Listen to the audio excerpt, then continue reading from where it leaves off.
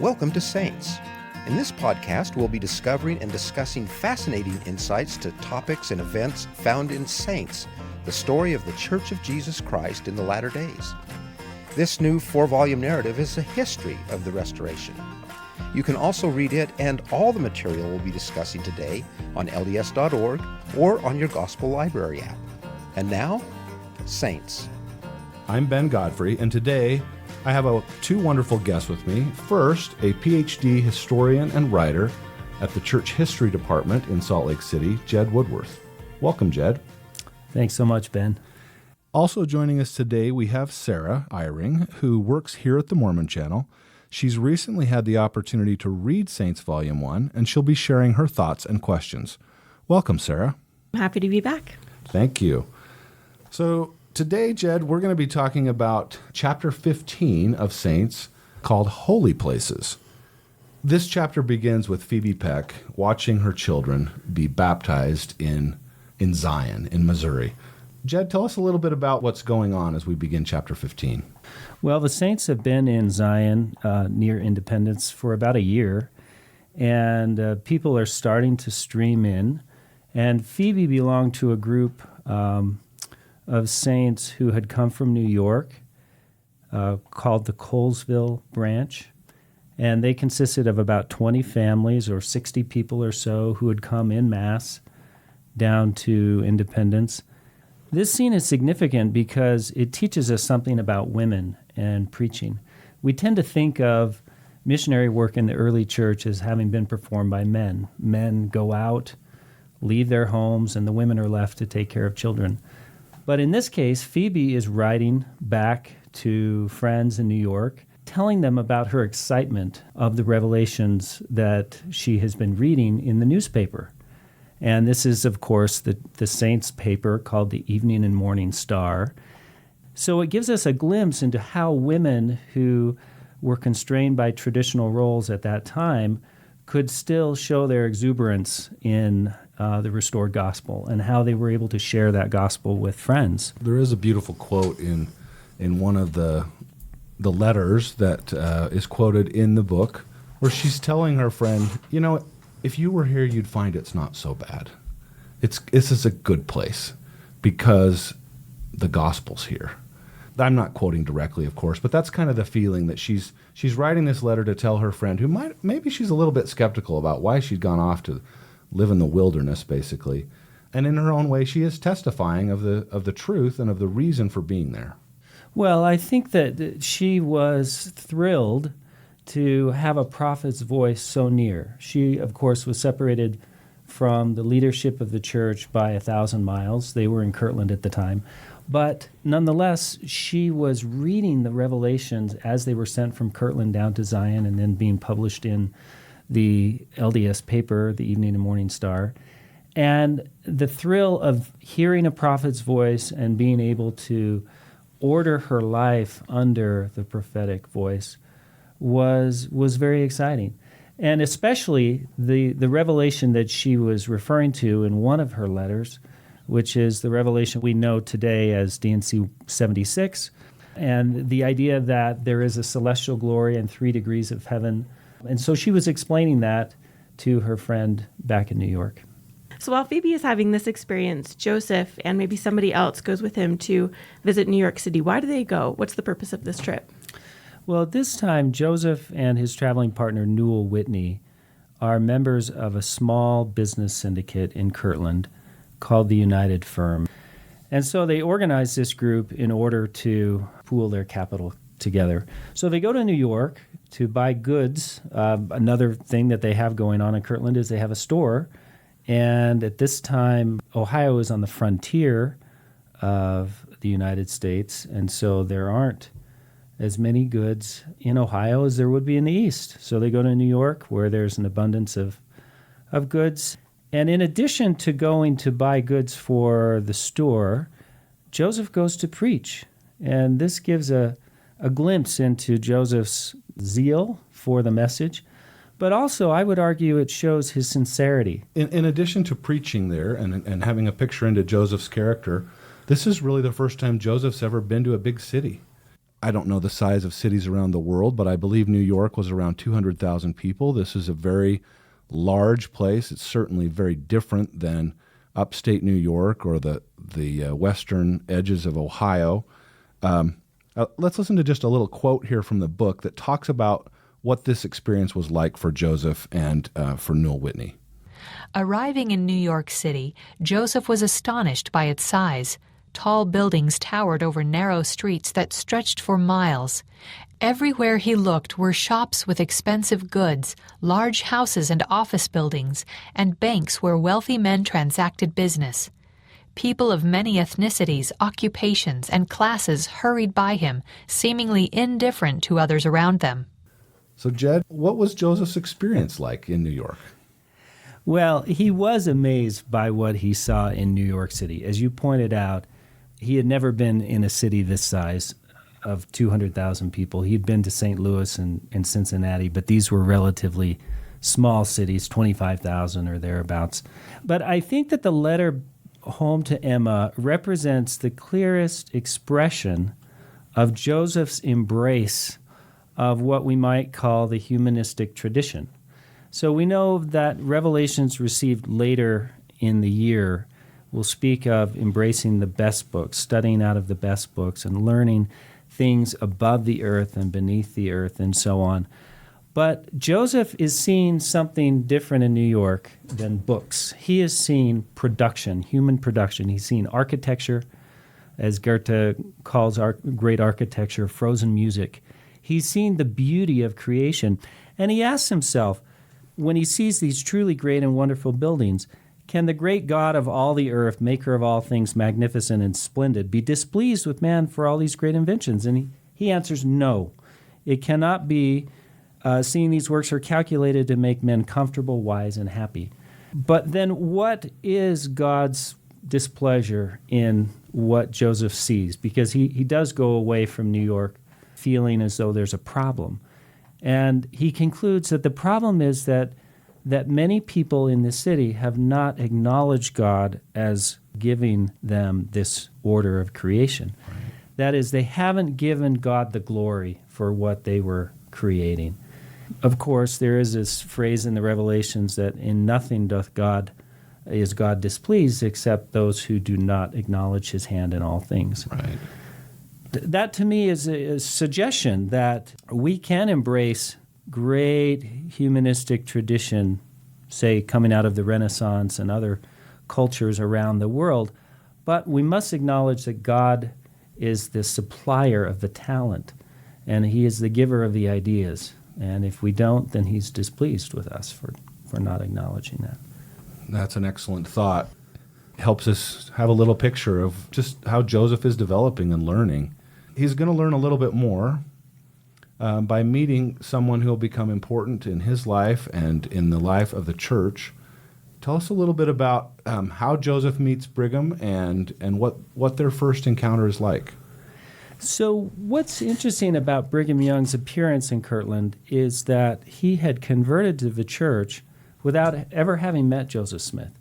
So this is sort of the classic missionary case where you do not first appear in Kirtland and meet the prophet and are convinced by his charisma, but rather you learn about the church through a book. And in Brigham Young's case, he learned about the church through Samuel Smith having dropped off a copy of the Book of Mormon in New York to Brigham's sister Rhoda and her husband John Green.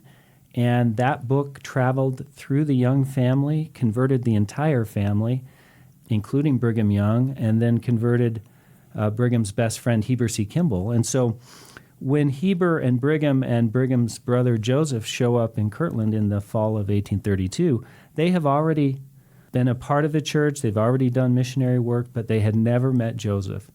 And so this was a chance for Brigham Young to meet for the first time the translator of a book that he already had a testimony of by this point. Let's listen to a little clip here from the book that talks about this first meeting and perhaps a unique experience that some of our listeners may have questions about. Following the meal, Joseph held a small meeting and invited Brigham to pray. As he bowed his head, Brigham felt the Spirit move him to speak in an unknown language. The people in the room were startled. Over the last year, they had seen many people mimic the gifts of the Spirit with wild behavior. What Brigham did was different. "Brethren, I shall never oppose anything that comes from the Lord," Joseph said, sensing their discomfort. "That tongue is from God." Joseph then spoke in the same language, declaring that it was the language Adam had spoken in the Garden of Eden, and encouraging the saints to seek the gift of tongues, as Paul had done in the New Testament, for the benefit of the children of God. So this experience, I think, to many of our listeners will be new. Jed, can you give us a little bit of understanding of what the saints at that time understood the gift of tongues to be, and maybe even help us understand this a little bit, because it seems a little foreign to us? So Brigham Young came out of a background where he had belonged to a church and a movement called Primitive Methodism. And Primitive Methodists and other churches of that ilk believed that the ideal church was not upon the earth, and that the ideal was a pattern already found in the New Testament. And in the New Testament, there are several references to speaking in tongues, the most prominent being Acts chapter 2, where on the day of Pentecost there are Christians who have come from all over the region in Palestine. Many of them are not able to understand each other. They speak different languages, but in a spiritual outpouring on that day, they suddenly were able to understand each other and spoke in a common language. So Brigham Young was able to speak in this tongue, and Joseph Smith was able to understand it and interpret it. It may seem strange to us today, but in that place and time, there were many people who longed for this kind of speaking in tongues. The reference to Paul in the quote that you read. The Apostle Paul speaks of speaking in tongues in 1 Corinthians 12 as being among the gifts of the Spirit.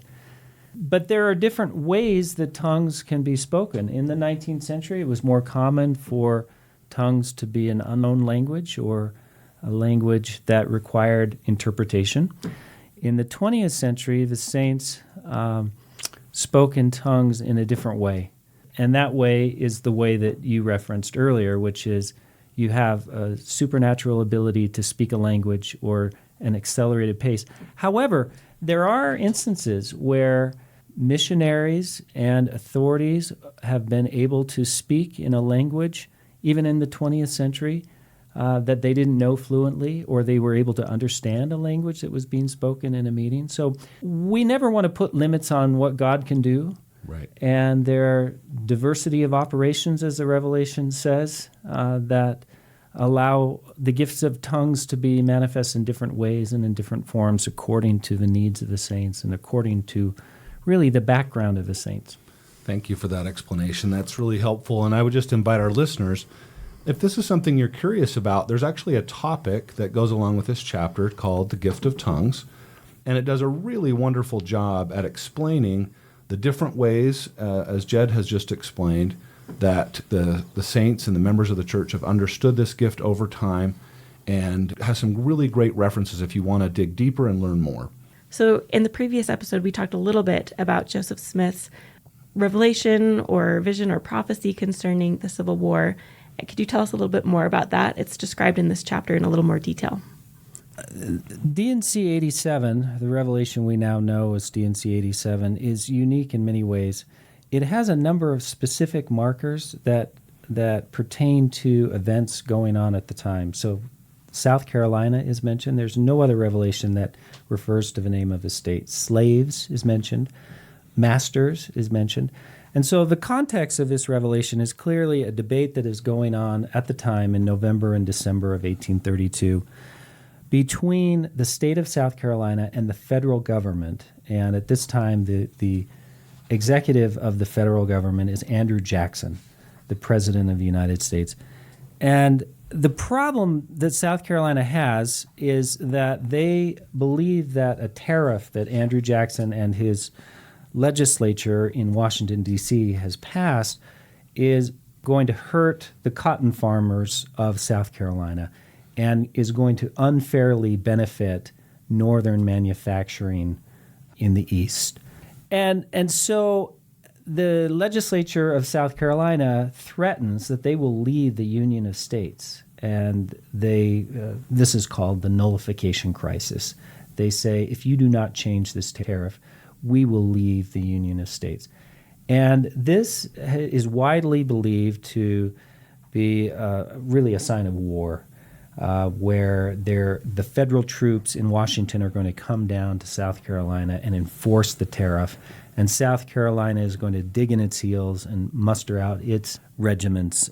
So in this context, a revelation is received. And what I like to say about this revelation is I believe that there are many revelations that have multiple fulfillment of prophecy. So in the Book of Mormon, Jesus has a line where he speaks of Isaiah to the Nephites. He says, all the words of Isaiah have been and will be.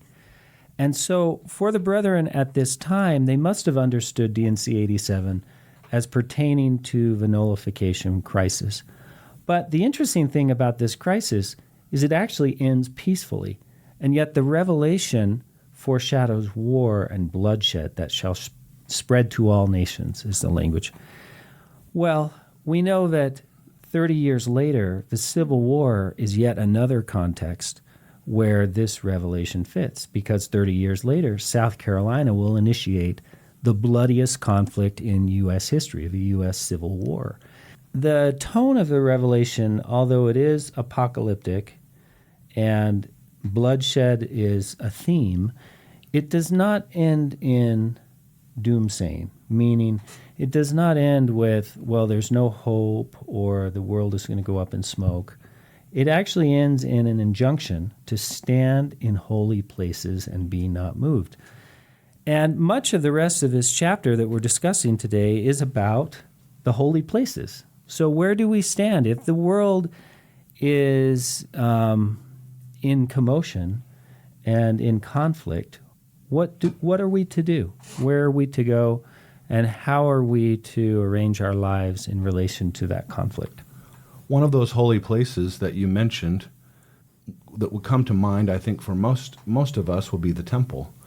And in fact, in this chapter, we learn that the saints are commanded. In fact, let me just read here directly from the chapter, that your minds may be single to God. To their surprise, he directed them to build a temple in Kirtland and prepare to receive his glory. Organize yourselves, the Lord said. Prepare every needful thing and establish a house, even a house of prayer, a house of fasting, a house of faith, a house of learning, a house of glory, a house of order, a house of God. This is a revelation that we're super familiar with. We've read many times. This revelation is very interesting because it is a command to build a temple in Kirtland. The odd thing about it was that there was already a command to build a temple in Independence. So the question is, why do we need a second temple? Right. The answer appears to be that the saints in Independence had not acted fast enough. So they had a year and a half to work on this temple, and there had been absolutely no progress made. Now the Lord says, well, if you are not going to make progress on this temple, we will find a people who will make progress on a temple, and we will build it in a stake of Zion. Not in Zion, but in a stake of Zion. And that really sets the template for our modern practice of building temples in stakes of Zion, not in the center place, but rather in the stakes of Zion around the world. But I think the message for us is no one is irreplaceable. And if you do not carry out the mission that the Lord has given to you, He will find someone else to do it. Right. So you mentioned holy places, and of course that's the title of this chapter. So another holy place that we visit in this narrative is the School of the Prophets. Can you describe the purpose of that and who would have been a part of that school? Yeah, so at that time, the elders were going out to preach the gospel, and the elders had various degrees of learning. Some of them were more learned than others. Some of them lacked very basic rudiments. And so the School of the Prophets was designed not only to teach them theological principles that they would use as they went out and preached, but also basic learning like reading, writing, arithmetic, grammar, things of this kind. And it was an effort to fulfill the revelation, the olive leaf that we just discussed, which is today D&C 88, where there are quite ambitious injunctions about learning there. So this was an attempt to fulfill that revelation. And Joseph had learned through experience when the Lord commands something, you should do it. Now, what's interesting about this school is that there was a tradition that these men had inherited, which was that wherever you are in a public meeting, it is acceptable to get out your pipe and to put in tobacco and smoke the pipe, even to chew tobacco. And there seemed to be a contradiction. The Lord had just said, we want you to establish a house of glory, a house of God, house of order. And tobacco spitting on the floor did not seem to be fitting of a house of glory. And what's fascinating about this episode is that it does involve Joseph's wife, Emma. And for many years, we believe that the prompt for the revelation known today as D&C 89 was that Emma complained about the floor. She did not like cleaning a floor that was dirty with tobacco spittle. But in fact, we now know via the reading of the original shorthand where Brigham Young talks about the problem there in the School of the Prophets was that it wasn't that she complained about the floor, it's that she was upset that she was not able to get out the stains, which is slightly different. It shifts it from Emma complains to more that Emma is a hard worker and is not able to be as perfectionistic as she would like. And so Emma is involved in this. She complains to Joseph and says, this is a problem. I'm not able to get the floor clean. And he goes to the Lord and gets a revelation. And that D&C section 89, the revelation you mentioned is the word of wisdom. Is that right? That's correct. And the word of wisdom, besides being a revelation that answers this very personal problem of Emma, it also answers a church problem, which is the contradiction I mentioned earlier, that you have these elders who are learning about the things of God, and yet the dirt and the filth and the smoke associated with their tobacco habit didn't seem to be consonant with that. So at this time, there was widespread temperance reform. So these were societies that were formed to exact pledges from people to stop drinking. There was widespread abuse of alcohol in the early American Republic, and by the 1820s, that had started to be reformed. And even Kirtland had a temperance society. There were so many different claims swirling around that the saints needed a way of arbitrating between these claims. And so the word of wisdom works on a number of levels, the personal, the church, and the cultural. It is a fascinating episode, and I love that detail of knowing Emma wanted to get it clean. More than just complaint, it was, I can't fix this. There is a topic associated with this chapter about the word of wisdom. It does a fantastic job of explaining how the word of wisdom was received, the cultural aspects at the time, the context of the culture, rather, and also how it developed over time and how, as a church, we have understood and practiced the word of wisdom and come to accept it today as a commandment for the whole church. So there's a fantastic video by a couple of excellent scholars and some wonderful explanation there that really helped me to get a much better understanding about how the word of wisdom developed and our understanding of it has developed over time. Well, and I appreciate you bringing that up, Ben, because sometimes when people learn that the word of wisdom has been understood and practiced in different ways, they get concerned. They think that 19th century saints are somehow sinning or they're falling short from what modern day saints are being asked to do. And really, that's not fair to 19th century saints. They are coming out of a different context, a different world, a world, as the topic explains, where alcohol abuse was widespread. Clean water was difficult to come by. Milk spoiled. There was no refrigeration. So this is a culture where alcoholic beverage was consumed in great quantities.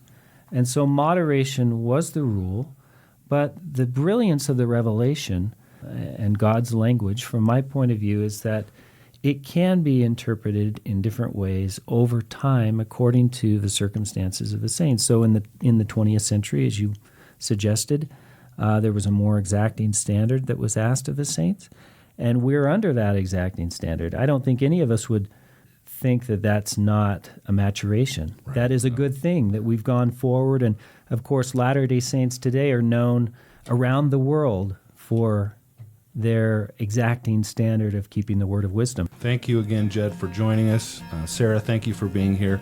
And thanks to all of you for tuning in today. Please join us again for our next episode. And to learn more, you can always find out the latest information, videos, topics, and updates at saints.lds.org. You can also read or listen to Saints in the church history section of the Gospel Library app. Finally, to download this episode and to subscribe, visit mormonchannel.org. I'm Ben Godfrey. Thank you for listening. Thanks for joining us today for Saints.